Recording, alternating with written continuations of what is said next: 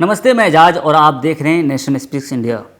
दोस्तों, राजस्थान में जो भी राजनीतिक उथल पुथल हो रही है उसे लेकर के सारा देश चिंतित है और सारे लोगों की निगाहें राजस्थान की राजनीतिक हालात पे टिकी हुई है कि क्या कांग्रेस की सरकार वहाँ पे गिर जाएगी। यहाँ पे सबसे इम्पोर्टेंट खबर यह है कि सचिन पायलट ने कांग्रेस से अपने पांव खींच लिए हैं और जिसके वजह से वहाँ की जो सरकार है कांग्रेस की अल्पमत में आ सकते हैं, क्योंकि राजस्थान में सचिन पायलट ने यह दावा किया है कि हमारे साथ 30 से अधिक एमएलए मेरे साथ है। अगर मैं चाहूँ तो यहाँ की सरकार, अशोक गहलोत की सरकार माइनॉरिटी में आ सकती है और परिणाम यह होगा कि कांग्रेस सरकार यहाँ पे गिर जाएगी।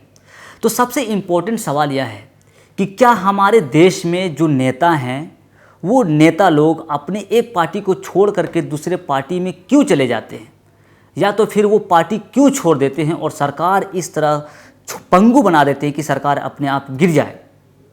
आप समझने की कोशिश कीजिए, इसकी जो तार है बहुत नीचे तक जाती है।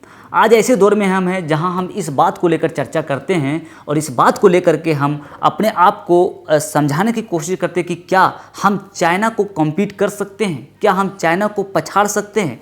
तो शायद अगर इस तरह की परिस्थितियों पर गौर करें तो हम कह सकते हैं कि चाइना को हम किसी भी जन्म में नहीं हरा सकते हैं और ना ही चाइना को पीछे छोड़ सकते हैं, क्योंकि किसी भी देश की उन्नति में, डेवलपमेंट में वहाँ की पॉलिटिकल पार्टी, पॉलिटिकल लीडरशिप का बहुत बड़ा योगदान होता है। आइए बात करते हैं, क्योंकि यहाँ पे जब अगर जो राजस्थान की सरकार है जो गिरने की कगार पे सचिन पायलट की वजह से, तो ये क्या ऐसे नेता जो हैं क्यों छोड़ना चाहते हैं पॉलिटिकल पार्टीज़ को, क्यों एक पार्टी को छोड़ करके दूसरे पार्टी में चले जाना चाहते हैं। क्या इनके पास कोई ऐसा नीति है, योजना है जिसके तहत वहाँ की जो गरीब लोग हैं उसका उन्मूलन किया जाए, जो वहाँ के लोग बेरोजगार हैं उसे रोजगार दिया जाए, और जिस योजना को गहलोत की सरकार इम्प्लीमेंट नहीं करना चाह रही है और परिणाम यह हो रहा है कि सचिन पायलट वहाँ की सरकार को छोड़ना चाह रहे हैं। तो ऐसा बिल्कुल भी नहीं है, क्योंकि हमारे देश में जो पॉलिटिकल लीडर होते हैं, वो राजनीतिक लीडर होते हैं, वो यही चाहते हैं, वो सिर्फ अपने हित को साधने के लिए एक पार्टी को छोड़ करके दूसरे पार्टी में चले जाते हैं। उसे आम जनता, देश और संप्रभुता और लोकतंत्र से कोई मायने मतलब नहीं होता, यहाँ तक कि आइडियोलॉजी से भी कोई मायने मतलब नहीं होता है, और वो सिर्फ अपने पॉलिटिकल माइलेज के लिए, अपने पर्सनल माइलेज के लिए एक पार्टी से दूसरे पार्टी में स्विच कर जाते हैं।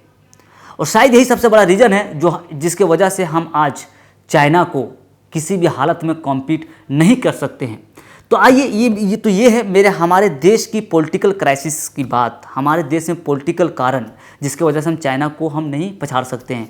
वहीं दूसरी ओर अगर बात करें चाइना की, आज से तकरीबन 60 साल पहले उस टाइम के प्रेसिडेंट थे लियू शाओकी। उन्होंने उस टाइम के जो लीडर थे माओ जेडोंग, उसका विरोध प्रदर्शन किया था। जबकि वो प्रेसिडेंट थे, वहाँ के लीडर को इसलिए विरोध प्रदर्शन किया क्योंकि माओ जेडोंग ने एक वहाँ पे एक योजना लाया था जिसका नाम था ग्रेट लीपी फॉरवर्ड योजना, जिसके माध्यम से उन्होंने दावा किया था कि यहाँ के लोग बहुत खुश रहेंगे, भूखमरी है मिटा दिए जाएंगे। जबकि प्रेसिडेंट लियू शाओकी ने एतराज़ जताया था, बोला है कि मानवता के खिलाफ है, आपकी इस योजना के वजह से हज़ारों लोग मारे जाएंगे। और हुआ यही भी।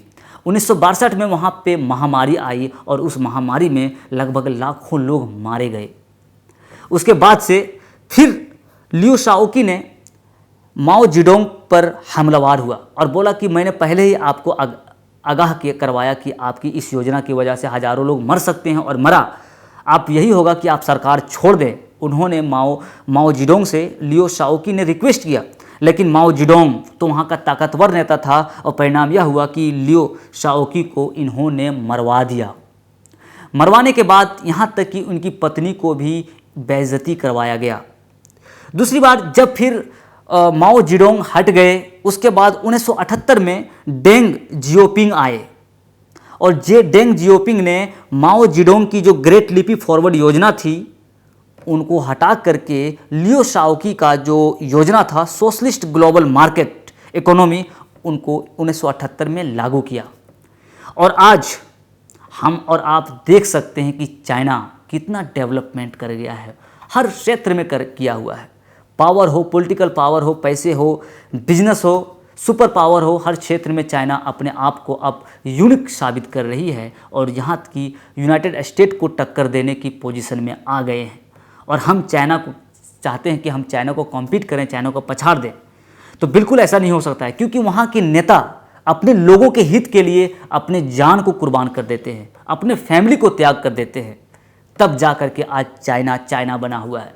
और हमारे पॉलिटिकल लीडर की वजह से आज भारत भारत ही बना हुआ है। और आप देखिए बिजनेस के मामले में, डेवलपमेंट के मामले में हमारे स्थान क्या है, हमारे स्थान बिल्कुल निचली पायदान पे आपको मिलेगी।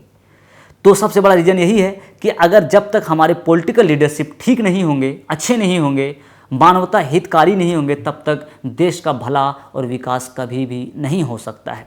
अभी के लिए बस इतना ही। इस तरह के तमाम खबरों के साथ जुड़े रहने के लिए देखते रहिए नेशन स्पीक्स इंडिया। शुक्रिया।